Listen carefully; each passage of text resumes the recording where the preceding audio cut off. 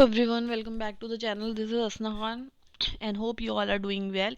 Yes, we are doing the chapter Nazism and the Rise of Hitler, in which we are studying the topic the rise of Hitler. Then we have studied about the destruction that happened at the time of his rule. Now we will study about the reconstruction, how Germany got reconstructed.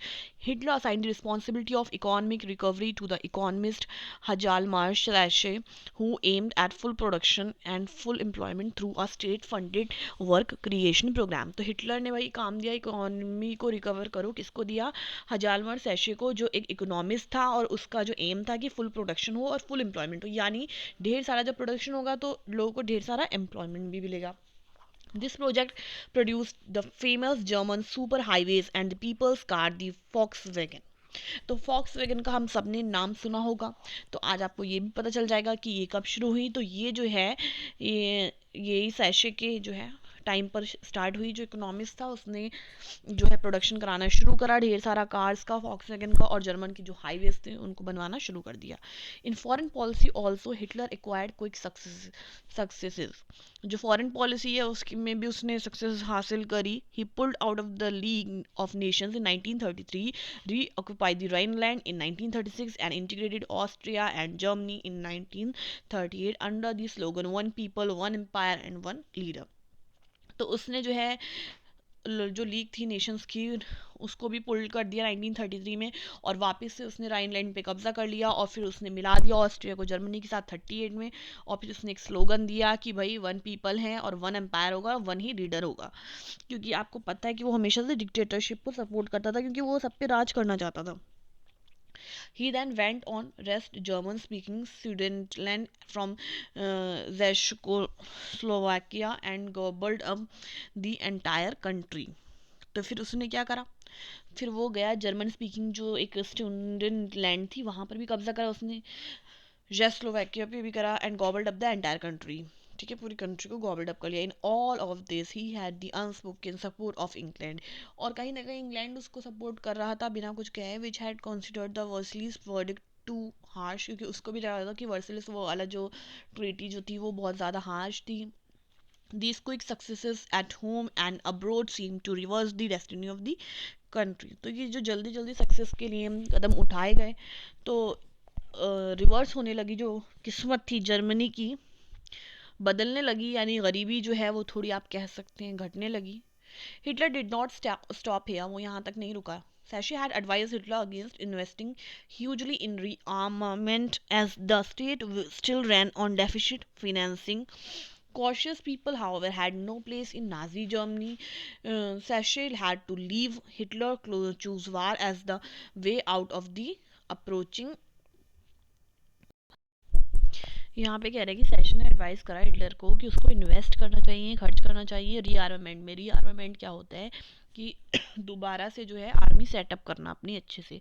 ये still जो state था वो अभी भी finance की कमी थी वहाँ पे. पीपल अभी भी कॉशियस थे.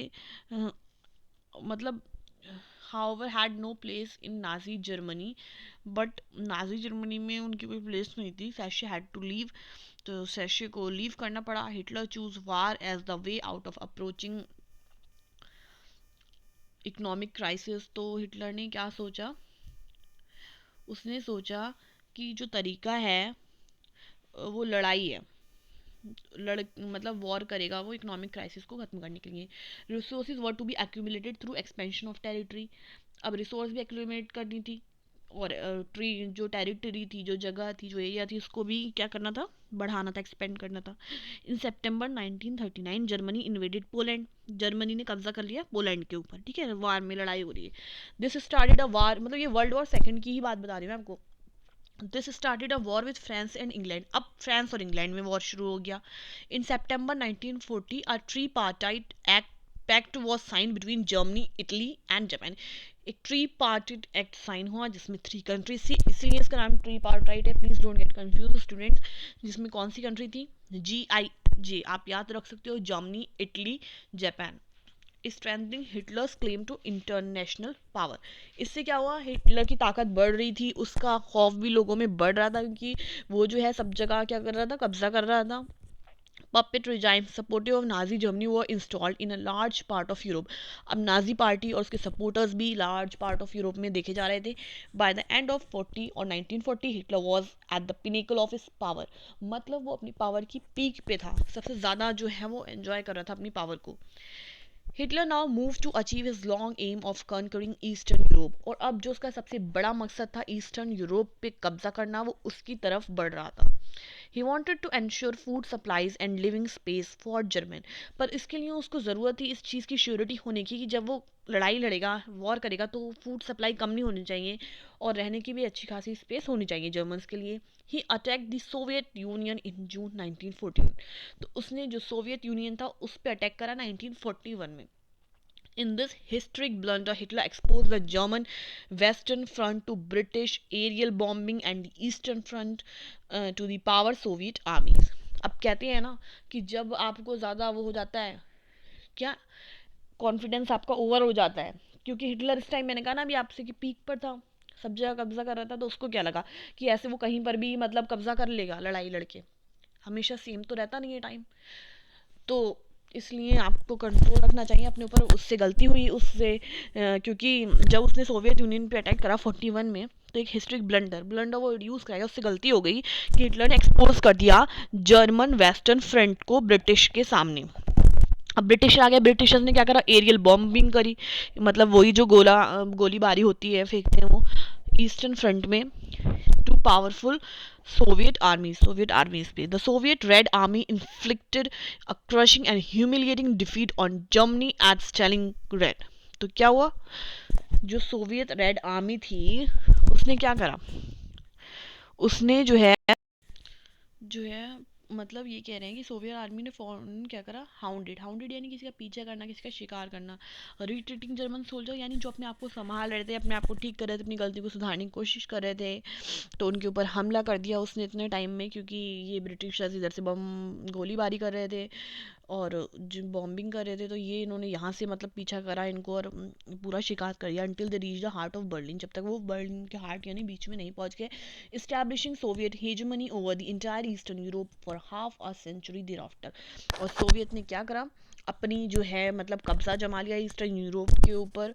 और जो है half a century thereafter मतलब और आगे 50 सालों तक ही वो उस पर कब्जा करते रहे. Mean while the USA had registered involvement in the war. और तभी जो है यूएसए जो था उसने रजिस्ट कर लिया अपना इन्वॉल्वमेंट वार में. It was unwilling to once again face all the economic problem that the first world war had caused. मतलब अपने आप को रोक रहा था अभी तक यूएसए कि वो वार के अंदर नहीं पड़े, क्योंकि उसको याद था कि फर्स्ट वर्ल्ड वॉर में कितनी प्रॉब्लम फेस करनी पड़ी थी उसको, इसलिए. But it could not stay out of the war for long. But ज़्यादा देर तक वो अपने आप को रोक नहीं पाया. क्यों ऐसा हुआ, क्योंकि Japan was expanding it's power in the east. अब जापान इधर पागल हो रहा था कि हम अपनी पावर बढ़ा लें.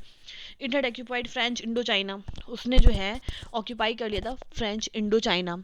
अब भाई इंडो चाइना को इंडिया और चाइना से कंसिडर मत करना, वो अलग स्पेस है, इंडिया नहीं है Indo China.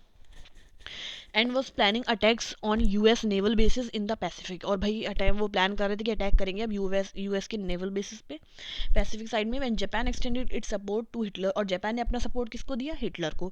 And bomb the US base at Pearl Harbor. तो उसने बॉम्ब करा यूएस बेस पे पर्ल हार्बर पे. The US enter the second world war. उसके बाद यूएस क्या करता, एंटर होना पड़ा उसको सेकेंड वर्ल्ड वॉर में. और उसने लड़ाई लड़ी. द वार एंडेड इन मई 1945. और ये सेकेंड वर्ल्ड वार कब एंड हुआ, 1945 में, विद हिटलर्स डिफीट, जिसमें हिटलर बुरी तरीके से हार गया. And the US dropping of the atom bomb on Hiroshima in Japan.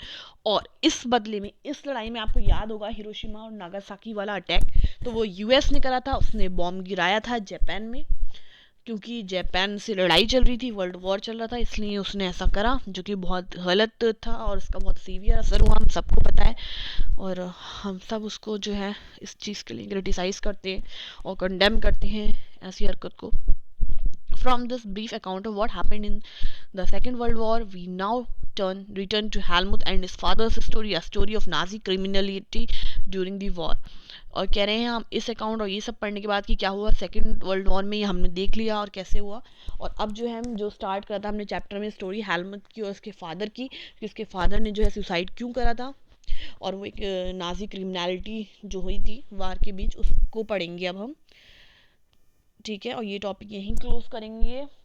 और जो नेक्स्ट टॉपिक है the Nazi world view, I think ये जो टॉपिक है हम नेक्स्ट क्लास में डिस्कस करेंगे, बिकॉज आज के लिए इतना काफ़ी है। और अगर आपको ये वीडियो पसंद आई हो और समझ आई हो तो प्लीज़ वीडियो को लाइक करिए, चैनल सब्सक्राइब नहीं करा है तो सब्सक्राइब करिए, बेल बटन हिट करिए and do share with your friends and will meet in the next class. Till then take care, bye bye.